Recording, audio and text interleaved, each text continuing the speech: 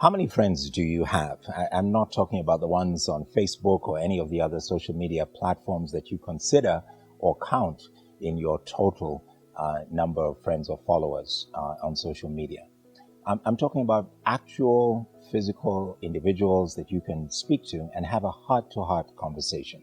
People who you know have your back, who are interested in your welfare, and who will tell you the truth.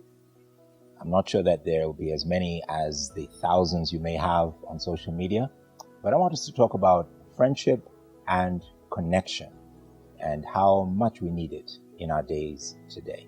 My name is Reverend Kwame Rubadiri, and you are watching CITAM Church Online.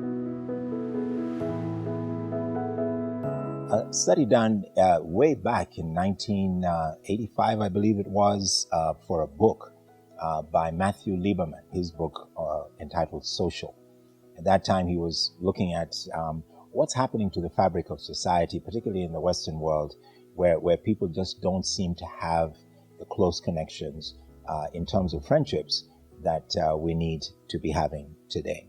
In fact, that study showed that out of a total of 100%, 59%, 60%, said that there were at least maybe 3 to 5 people who they could call on and count on as being close friends.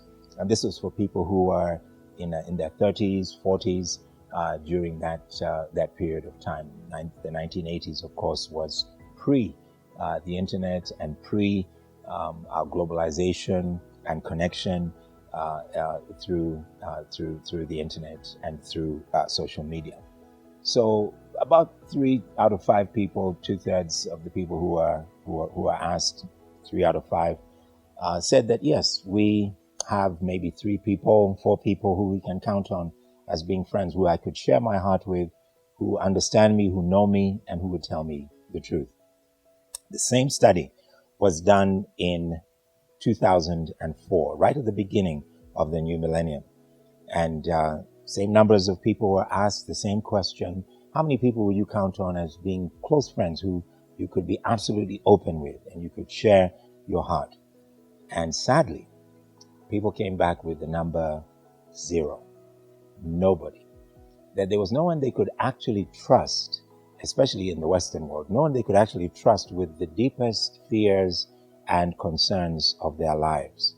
And this began to create a sense of real anguish, depression, and loneliness in society, which most people thought would be filled by, that void would be filled by social media, making connections with people who maybe had gone far away from you and now you're able to reconnect.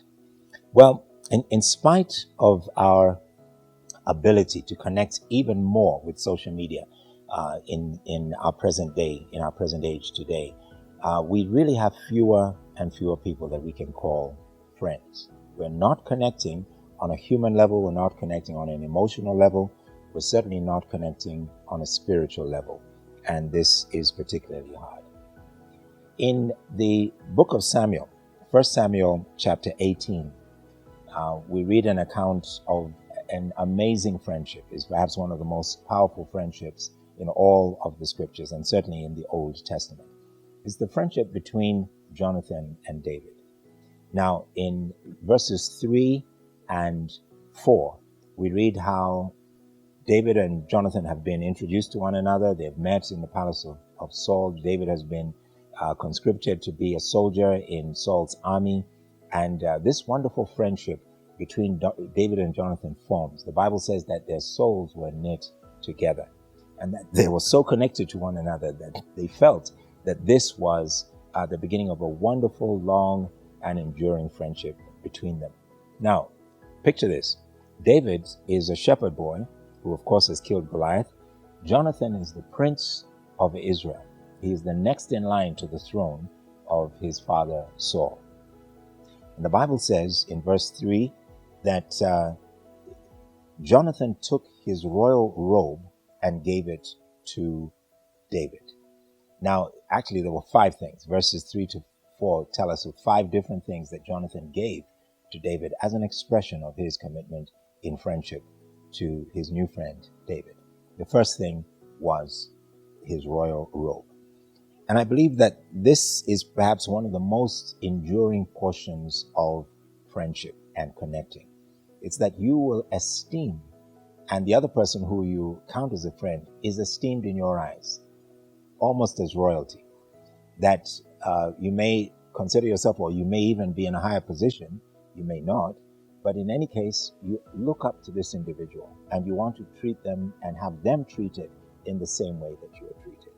He was basically saying to David that I may be a prince, but I see you as a prince as well. You may be a shepherd boy, but God is elevating you, and I see in you what I would like to see for myself.